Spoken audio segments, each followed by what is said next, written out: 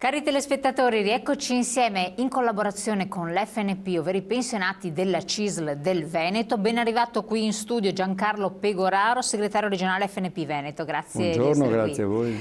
Allora, un tema molto caldo, molto importante che porterà veramente tantissimi pensionati, quindi questo è anche un invito, in piazza a metà novembre, il 16 novembre in modo particolare, per protestare, per farsi sentire, perché certe cose veramente non vi vanno giù. E per capire di che cosa si tratta a livello nazionale, poi entriamo anche a livello locale, perché ci sono alcune cosette qui nel Veneto che veramente non sono digeribili, vediamo di capirle bene insieme. Allora, innanzitutto, perché scenderete in piazza? Allora, io, se lei mi permette, prima di scendere proprio sui particolari... Scendere in piazza virtualmente. Di scendere in piazza, sì. Vorrei fare una riflessione, cioè un pensiero compiuto, in qualcosa che in questo Paese, io l'ho detto già tante altre volte, abbiamo la memoria corta e poi passano degli spot, degli slogan che non rendono l'idea. Allora... Chi sono i pensionati intanto, fino a prova contraria? Perché questo poi serve anche per entrare nelle altre spiegazioni e nelle altre logiche. I pensionati sono persone intanto e non numeri che hanno lavorato chi dai 35, parlando degli ultimi 50 anni, ai 43 anni per chi ha fatto tutta la legge Fornero. E sono persone che loro, al pari delle aziende dove erano, degli enti, hanno pagato i contributi. Ma va? Quindi no, perché dopo, lo dico perché dopo, siccome che queste persone sembra che siano dei miracolati o in qualche maniera degli approfittatori, queste persone hanno pagato i contributi nel corso della vita e stanno prendendo la pensione che le leggi di questo Paese hanno assegnato, punto. No, attenzione per la prima che ogni volta cambiano perché le sì, regole... no, ma dopo quella è un'altra discussione. Vabbè, però, insomma, dopodiché questo... ne parliamo. L'altra sottolineatura che io voglio fare, e che questa sì è delicata al di là dei sorrisi, è che le cose non vengono mai per caso, e in questo ultimo anno in particolare c'è, come dire, chi, specie nella politica, tanto per essere chiari, mette in discussione o tenta di mettere contro le generazioni, cioè i vecchi contro i giovani. E questo discorso diventa pericoloso e non è mai fatto a caso, perché ci si può confrontare, come stiamo facendo, su quanto, come, perché, ma quando si comincia a mettere in discussione i principi vuol dire che c'è qualcosa che non funziona più nella catena, come dire, logica di un paese democratico. Faccio due esempi banali, ma non per fare i nomi di uno o di quell'altro. Allora, l'anno scorso il Presidente del Consiglio di allora, che è quello di oggi, ma che allora si chiamava Conte 1, come scrivono i giornali, ci disse che eravamo come gli avari di Molière perché per pochi euro mettavamo in discussione la piattaforma e il futuro di altri. L'altro giorno viene fuori un altro signore che non ho capito se fa il politico o il comico, oppure il comico che fa il politico, che dice che dovrebbero togliere il voto agli anziani. Per ultimo c'è un altro signore ancora che dice: io vorrei dare il voto ai sedicenni. Queste cose non avvengono per caso. L'ultimo intervento è toccato, e mi fermo su questa riflessione, ma che dovremmo fare, dovrebbero fare tutti. È toccato al Presidente della Repubblica intervenire fresco l'altra sera in televisione a dire: guardate che se una guerra tra generazioni non fa bene al Paese, tanto per banalizzare e dirla in maniera molto stretta. Allora, perché andiamo in piazza e perché andiamo in piazza in un certo modo? Intanto noi il 16 novembre torniamo in piazza a Roma per un motivo, tra l'altro, che non vorremmo più ripetere, ma che è il vecchio motivo per cui pescano dal bancomat dei pensionati, insomma, con una arrabbiatura in più. Se fossero vere le notizie che stanno correndo, io voglio sempre dare il buon, come dire, finché la finanziaria non è scritta, che non è passata, che non hanno codificato. Ma ormai è in approvazione. Vabbè, però proviamo a essere pazienti come lo sanno fare tutti gli anziani. Questo Conte 2 in questi giorni ci dice, o fa dire attraverso i suoi ministri e la sua gente ai giornalisti, che nella finanziaria è prevista la rivalutazione per i pensionati, quelli tra l'altro giustamente quelli da 1.500 a 2.000 euro. Lordi, vero? Lordi, ovviamente sempre parliamo di lordo qui, nel bene e nel male parliamo di lordo, ma siccome anche noi, oltre che andare al tavolo ad ascoltare loro signori, abbiamo i nostri tecnici che facciamo il conto, ma per noi questa volta lo hanno fatto anche i giornali, viene fuori che, o verrebbe fuori che, per questo io ho detto prima speriamo bene, che la rivalutazione per queste pensioni, e solo per queste, non per tutte, solo per queste, sarebbero di circa 65 centesimi al mese. Ora io vorrei tanto che fosse sbagliata la mia lettura, la mia interpretazione, perché per circa 7 euro all'anno poi, per circa 7 euro all'anno di rivalutazione, qua non c'è più solo un pensiero, sono pochi. Qua c'è una presa in giro della dignità di milioni di persone e questo è il concetto fondamentale e per questo noi andiamo in piazza. Tra l'altro con un crescendo se servirà, perché la piazza di Roma non è la piazza finale, è la piazza iniziale, perché noi abbiamo intenzione di manifestare nelle prefetture, che sono organismi dello Stato, perché abbiamo intenzione di protestare nelle piazze dei paesi, di raccogliere delle firme, dopo dirò anche su cosa in particolare, perché questa diventa una presa in giro e si lega con la riflessione che facevo prima, che osano mettere le generazioni contro dicendo che noi rubiamo il futuro ai giovani. Si sono dimenticati una roba particolare, che i giovani di oggi sono i nostri nipoti, i nostri figli, la cosa che abbiamo più cara al mondo, voglio dire. E anche su questo mi permetto un'altra battuta.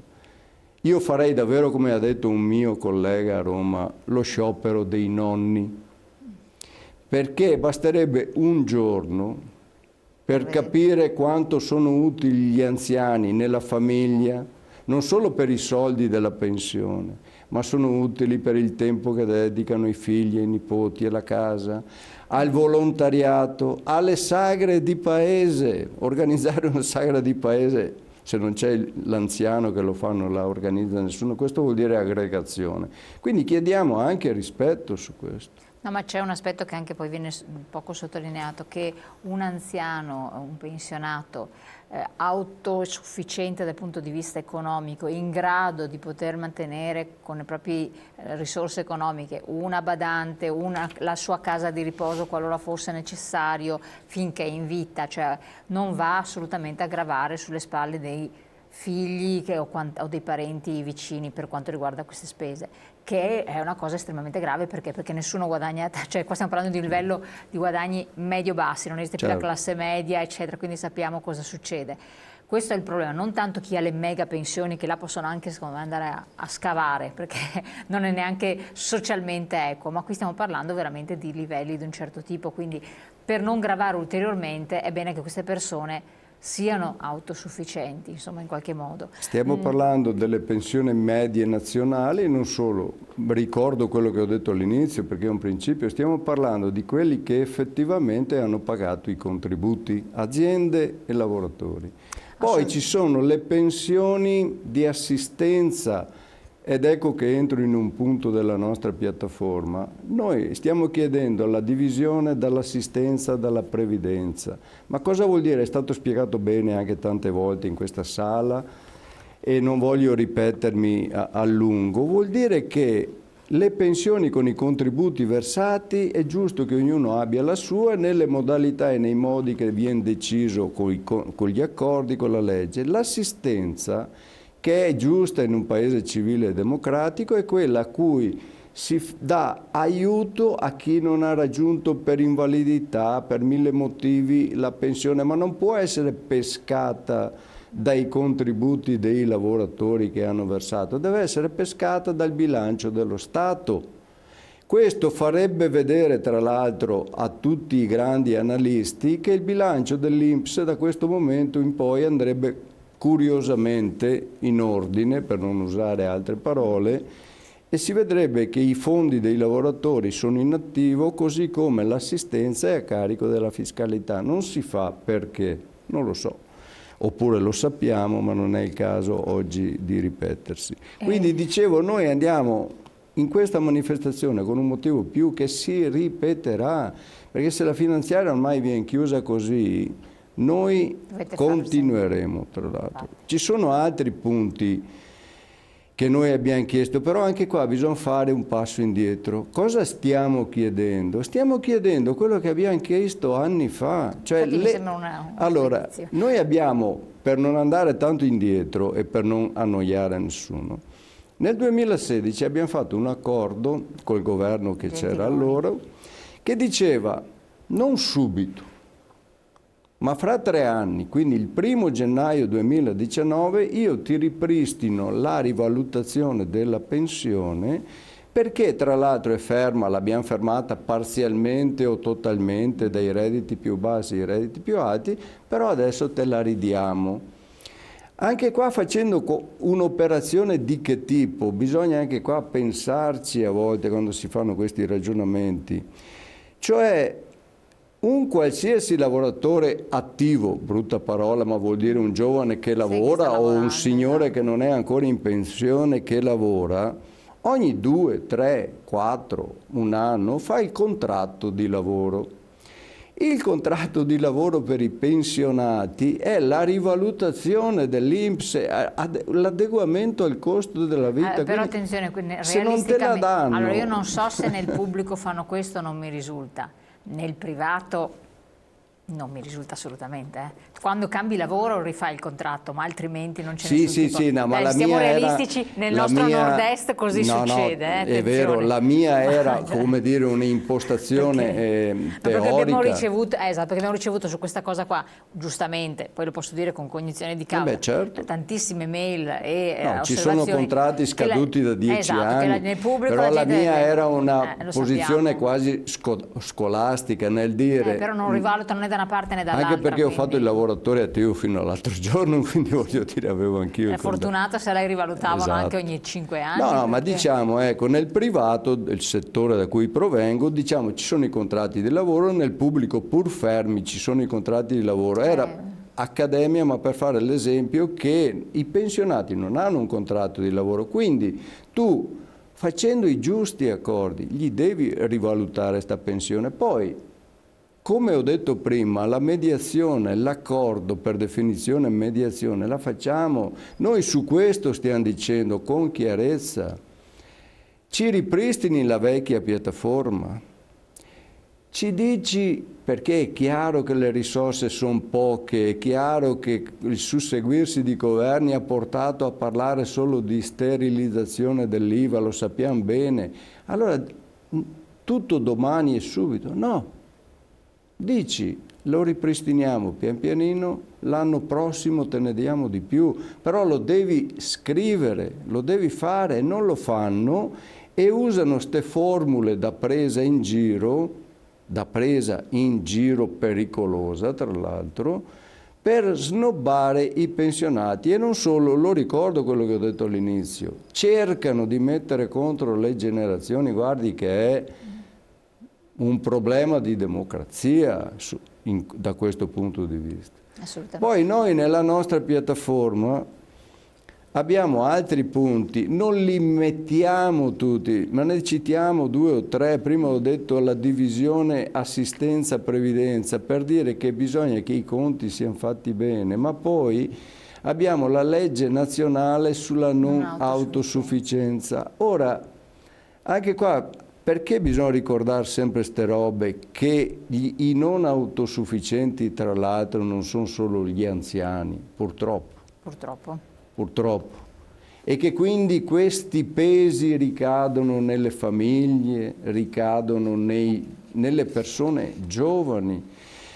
Noi avremo bisogno di questa legge per dire cosa? Quindi che intanto dai un quadro normativo, guardi, non sarebbe nemmeno sufficiente parlare solo di soldi, di risorse, ci vuole un quadro normativo perché le persone devono essere tutelate e sono le persone più deboli. Ma e da questo punto di vista lei che è anche abbastanza fresco dalle visite romane, che cosa viene eccepito? Guardi, c'è una, io potrei dirle c'è una sensibilità in questo governo, anzi c'è qualcosa... Noi nel governo, al di là delle singole persone, non vediamo sensibilità particolari, ma abbiamo tentato anche di capire e di ragionare con questo governo, ma col precedente, perché guardi, per quanto ci riguarda, almeno come pensionati della CISL, noi giudichiamo i fatti e non le appartenenze. Noi, l'ho detto prima, noi capiamo, ma il sindacato confederale capisce benissimo che in questi 2 anni si fanno finanziarie che sono fatte con i fichi secchi, si diceva una volta, ma e hanno delle priorità. In questo caso si discute di questa famosa IVA da sempre, e io dirò che continuerà negli anni, non è che finisce quest'anno perché hanno trovato i 23 miliardi, purtroppo dura, e io dico di più, mi assumo la mia personale responsabilità perché sono una persona che attesta. Io su alcune tipologie di IVA l'avrei lasciata anche crescere, sa? Perché se io mi devo comprare una barca a vela o una Ferrari, mi darà fastidio pagarla qualche migliaio di euro in più, però me la compro perché vuol dire che posso. Viceversa, invece, l'IVA sui cibi piuttosto che sui generi alimentari, sui vestiti e ste robe, lì bisognerebbe stare attenti. Ma arriviamo, per non scavare tutta la finanziaria, a un altro concetto che mi permetto di citare, perché si parla di queste robe. Io credo che la politica in generale dovrebbe prestare molta attenzione agli studiosi di questo paese, che non è il sindacalista di turno, ma le università, i tecnici, chi fa demografia. Allora, tutti parlano di calo di demografia, di politiche sulla famiglia, eccetera, eccetera, eccetera.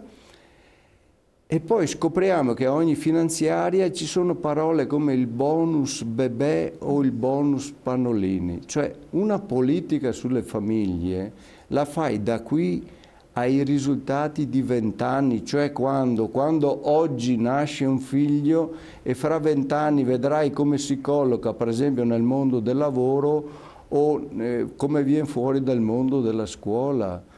E non occorre andare in Scandinavia per capire ste robe, basterebbe andare a Bolzano, come ci spiega l'Università di Padova, quindi a 200 chilometri da qua, che a Bolzano circa 30 anni fa avevano già capito, come qua in Veneto del resto, che sarebbe calato la popolazione giovanile a scapito di... Sono intervenuti per tempo. Sono intervenuti per tempo facendo cosa? Prestiti a tasso praticamente zero sull'acquisto della prima casa a chi?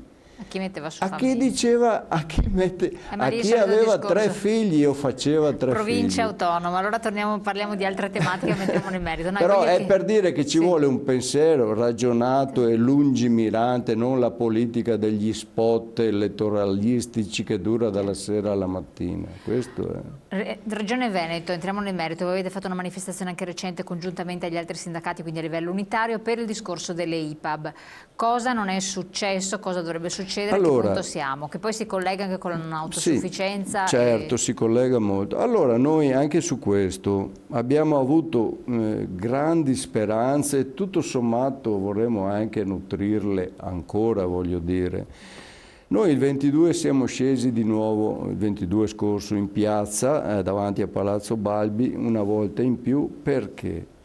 Perché per fare l'ultima raffigurazione di dove siamo, noi abbiamo avuto il 22 di luglio un incontro con l'assessore regionale Lanzarin che ci presentava tra l'altro un ottimo studio dell'Università di Milano in cui ci veniva illustrato un progetto per fare la legge, quindi una riforma delle IPAB. Che vi piaceva questo? Ci piaceva, era interessante, dovevamo capire un pochettino i contenuti veri, ma l'impianto era una roba molto interessante, a detta anche di tutti i colleghi, di tutti i sindacati confederati. Succede che poi questa roba che doveva a settembre partire, muoversi, ragionarsi, improvvisamente si ferma e noi cominciamo a preoccuparci perché ricordo che fra poco entriamo in quello che una volta veniva chiamato il semestre bianco, cioè la giunta è arrivata alla fine del suo percorso e ci saranno le elezioni l'anno prossimo, mi pare. Se non c'è il tempo ancora una volta di fare sta legge, noi la riteniamo una presa in giro, perché ricordo che anche qua, unica regione in Italia insieme alla Sicilia, guarda un po' che abbinamenti, sono le uniche due regioni che non hanno una legge sulle IPAB. Ma le altre regioni che hanno la legge sulle IPAB sono delle buone leggi? Funzionano? Allora, io non conosco tutte le regioni, ma senz'altro sono impianti di perimetro che certamente danno chiarezza a cosa deve fare, come dire, il lavoratore pubblico, in questo caso, che lavora lì dentro, quali sono le competenze, le mansioni, le qualità. Mentre senza una legge di riferimento, anche ci fossero i soldi, perché ci diranno poi... Perché hanno detto che dovrebbe aumentare il fondo per un'autosufficienza, sì, esatto, e ma 25 milioni per la riforma. Non è sufficiente solo parlare di soldi, anche se è importante. Ripeto, servono i contenuti e i perimetri, perché qua stiamo parlando di servizi di qualità, un ragionamento che abbiamo fatto in questa sede anche qualche mese fa, che se... quello che deve restare pubblico, perché per noi è segno di qualità e di serietà, passa al privato nelle modalità, non contro il privato, ma nelle modalità che purtroppo vediamo anche in questa regione, e cioè cooperative, subappalti, altri contratti, altre tipologie di roba. Quindi per i lavoratori situazioni peggiori, ma anche per situazioni gli ospiti peggiori e di dumping tra lavoratori, di dumping tra l'applicazione della tassazione diversa dal pubblico e dal privato, ma io continuo a pensare alle persone in carne e ossa con casistiche pericolosissime per i costi delle famiglie, ma per il trattamento di qualità che viene erogato. Tra l'altro costi molto alti, ma condizioni... Certo, sono molto alti, perché corriamo un rischio che io ho già detto, potrebbe essere per assurdo proprio una legge di mercato. Io arrivo in un territorio, per i primi periodi faccio un prezzo stracciato perché mi accredito, ma poi quando rimango da solo comincio a alzare i prezzi come voglio io. Sono malizioso? Forse sì, ma so che una volta qualcuno diceva che ci si indovinava. E l'ultima cosa mi faccia dire su questa questione: noi vogliamo pensare e credere che la Regione possa ancora fare, però guardi, in questo caso il governo regionale potrà dirci quello che vuole, ma è un fallimento se anche questa volta, una volta in più, non fanno questa riforma. Ma perché ci sono tempi così lunghi? Ma adesso su questo no, si rischia di andare anche su aspetti magari poco conosciuti, però ci vuole la volontà politica. Adesso io non lo so perché non ci sia la volontà politica, perché magari si voglia copiare altri modelli che sono quelli che si praticano nel privato, nelle fondazioni.